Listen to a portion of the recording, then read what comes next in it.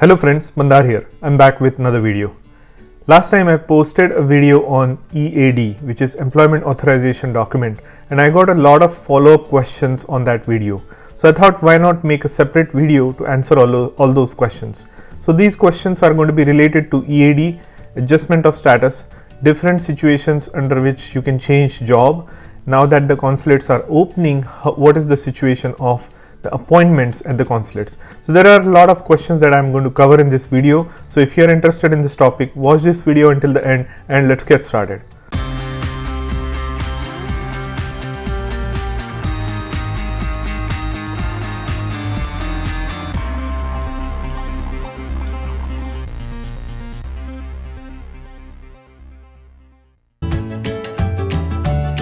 If you are here for the first time, welcome. My name is Mandar and I make immigration related videos for US and Canada.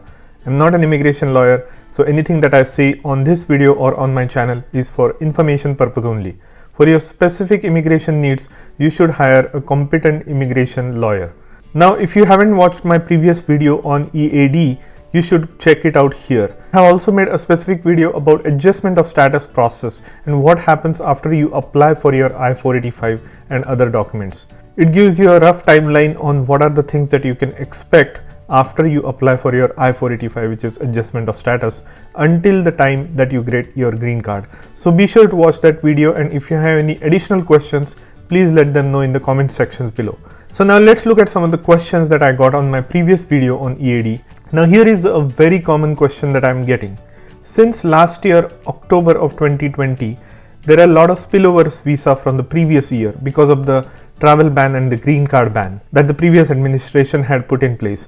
Due to that, a lot of immigrant visa numbers were available for employment based category. So starting October of 2020, we have seen a lot of progression in the priority dates in the visa bulletin. A lot of people from the backlog countries like India have become eligible for adjustment of status. So we have seen a flood of applicants in October, November and December. So if you were to talk about EB1, a lot of people got their receipt notices in October itself. Some got in November and some got in December. Now some people who applied in December are still waiting for their receipt numbers. That's what I have heard. But people have started seeing the receipt numbers in January and February for people who applied in December. So it's taking anywhere between 2 to 3 months to get your receipt number at this point of time. And this is purely because of the flood of applications that have come to USCIS because their priority dates have become current as per the filing dates chart in October, November and December. In January, USCIS changed the chart to be used for applying adjustment of status to final action date chart, due to which the applications may have dropped a little, but there is a lot of applications still from October, November and December who have yet to receive their receipt notice. I have at least 100 to 150 people mention me who are from the time frame between October to December, and about 50% of them have received their receipt notices. Mostly from October and November applications have received their receipt notices, and the people who were from December have started to receive their receipt notices in February and March. So expect about 2 to 3 months of time frame to receive your receipt notices. Now this time frame should go down as USCIS has started accepting only the final action date chart starting January. Now after you receive your receipt number, expect to see a letter in the mail that gives you your biometric appointment. Now some people ask me that, is biometric appointment optional? No, it is not optional. Biometric allows the government to do your background verification. They take your fingerprints of all the fingers and your photographs. This allows them to do the scan through their federal databases to see if you have done any felony or any criminal actions, which will make you inadmissible in the United States. So that is why the biometric process is absolutely critical and mandatory. So there is no getting away around the biometric. Now, once you get your biometric letter, which is right after you get your receipt notice, the biometric actual appointment is within a month of getting your letter. Now, once a biometric appointment is done, expect to get your EAD within a month or so. Now, some people have asked me, can you get an EAD before your biometric appointment? I don't think so, and I haven't seen it. Technically, you should get a biometric appointment earlier than your EAD. Your EAD typically takes at least 3 months and your biometric happens within a month or 2. Now my thinking is that your biometric needs to be completed and your background check needs to happen before they issue you an EAD. But I am not 100% sure on that. I have seen people getting an EAD soon after they have received their biometric. But realistically speaking, your EAD can come anytime after 3 months of your I-485 receipt date. Now let's talk about the final interview. The final interview for employment-based category used to be waived earlier in the day. Prior to 2017, there was no interview for employment-based green card applications. But the previous administration have made it mandatory for employment-based green card applicants to go through an interview process. So the final green card interview happens at the end of your process when your date is current. So once you submit your adjustment of status application, you do your biometrics, you get your EAD, and then you wait for your final action date to become current. If it is already current, then expect to see your appointment letter in the mail for your final interview. Now there is something called medical exam, which is I-693. You might want to check my video on medical exam and when it should be submitted. I'll leave a link in the description or in somewhere on the screen. So be sure to check that video because that goes into details about when should you submit your medical. You should not submit it too early or too late, because if you submit it too early and if your priority date is not current, they may ask you for another one, and it can be an expensive proposition. If your family is larger, then you have to pay for the medical exam again because the previous one becomes invalid. I have given a lot of details in my specific video on medical exam, so be sure to check that out. Now there is another question: is there a difference between the primary applicant and the secondary or dependent applicant in the I-485 stage? Now these applications are, although are tied together, they are really processed separately. As much as possible they happen together, but even if one person is not able to attend from within a family, you can make a request to have their process separate. Or say for instance, one of the dependents is not able to attend an interview along with you, you can notify USCIS about it and they will have a separate interview for that person. Although the family application is together, the process can be made separately. Now there is another question that is very common, which is if you are an H1B or L1 and if you are going through your green card adjustment of status application and if you get your green card EAD, can you start using that? Yes, you can start using your green card EAD anytime you want. Now how do you do that? The way you do that is when you tell your employer and fill out a new I-9 form. The I-9 form is the one that confirms your eligibility for working in the United States. So the employer needs to fill out that form, obtain the proof of your employment authorization for the record. So when you do that, that's when you transfer from H1 to EAD. The another way where you can transfer from H1 to EAD is when you go out of the country and come back on advance payroll. In that situation, your H1B will not remain valid because now when you enter back on advance payroll, your status, I-94 status is DA admit. So you are on parole. Your H1B no longer is valid at that point of time. So the only way you can work is using that EAD card, which is the combo card along with your advance payroll. Now another question is, can the primary applicant remain on H1 or L1 whereas the dependent can they work on EAD? Does it have any impact on H1B? No, these are two separate. The primary applicant can remain on H1 and your dependent can work on EAD. They will not have any bearing on each other. Now another question is, say for instance you get your first green card EAD which is valid for 1 year and your green card final application takes longer than that. You'll need to renew your green card EAD. So you need to apply at least 6 months before your first green card EAD expires. If the renewal card does not come within time of your first green card expiry, you can still continue to work for about 270 days, about 3/4 of the year, until you get your renewal green card EAD. This is only possible for the green card EAD. This is not possible for any other EAD. Now another question is, does the EAD document or EAD card allow you to travel? The reason it allows you to travel is because it is a combo card. it is also your advanced payroll card. You will see at the bottom of the EAD card noted that it is also used for travel authorization. So that means this combo card can be used to travel back to the United States. Now another question is, do you recommend using EAD if you already have a H1B?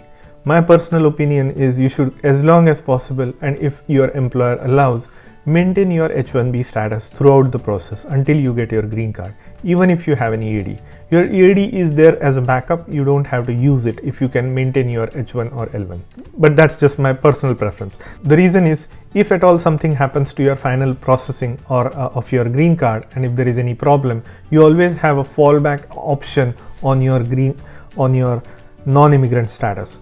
Now there is another question, should I change my job right after I get my EAD? Now the AC21 rule clearly states that you need to wait for 180 days from the time of your application for adjustment of status.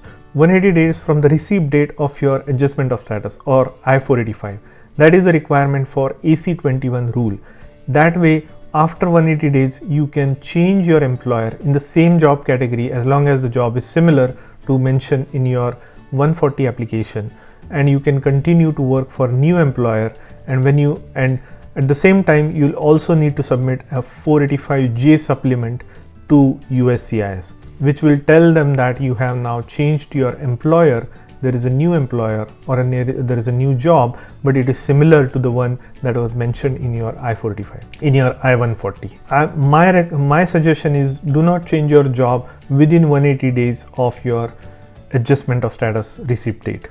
Now another question is, how many kinds of RFEs do you receive during your adjustment of status? Now there is infinite number of reasons why USCIS will give you an request for evidence. It could be any document. It could be your birth certificate missing. It could be your educational details missing. It could be your medical exam form probably is expired, so you could get an RFE on that. You could get an RFE on providing extra evidence of your education or your experience or experience letters.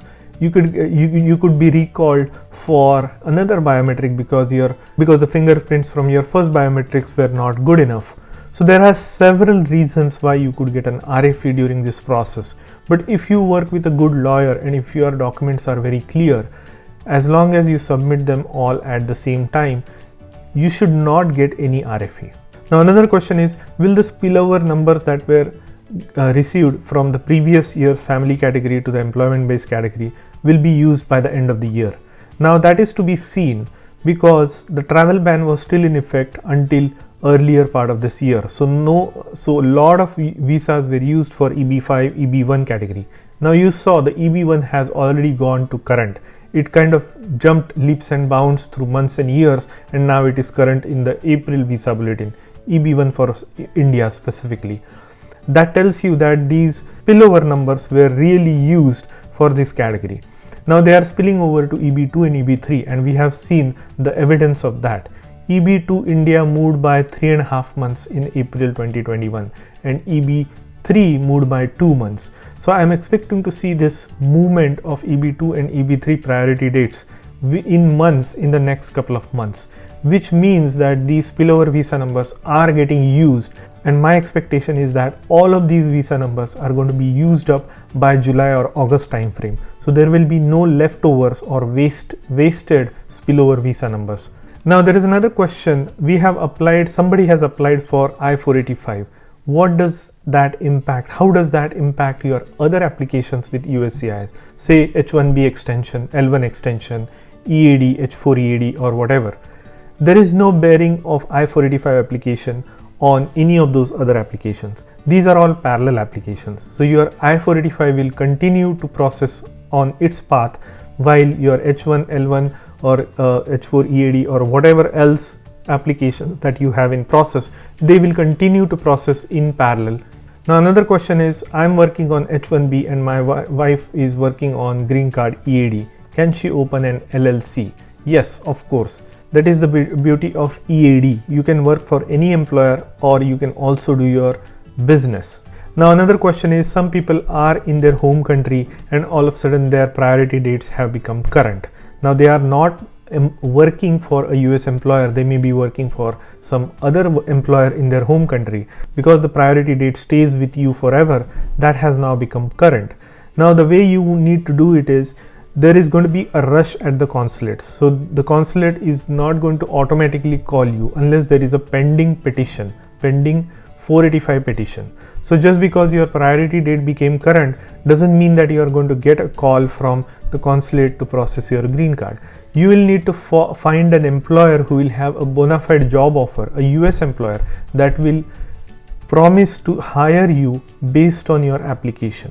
So now if you have that employment offer letter, you can make a consular processing application which will include your new offer letter for a new employer in the US, and then that's when the consular officer will schedule an appointment for you. So it's not automatic. You will need to take a step unless you are already working for a US employer. Now there was another notice on USCIS about the interview waiver for certain non-immigrants visas. So in the past, if you had a visa that was expired up beyond 24 months, then you were required to give another interview at a consulate abroad to get your non-immigrant visa, new non-immigrant visa. That period, that time limit was 24 months. If you are within the 24 months, you did not need to give an interview. But now they have extended this time frame to 48 months. So if your visa is expired for 48 months, you would still be eligible to not have an interview, just do a Dropbox and get your visa extension. But if your previous visa has been expired beyond 48 months, then you would need an interview. So I hope I was able to go through a lot of the common questions that I have seen in the comment section and some in my email. So I thought it's better to make a video so that a lot of people can benefit from those questions. So if you like this video, please hit the like button and consider subscribing to my channel, and I will see you in the next one.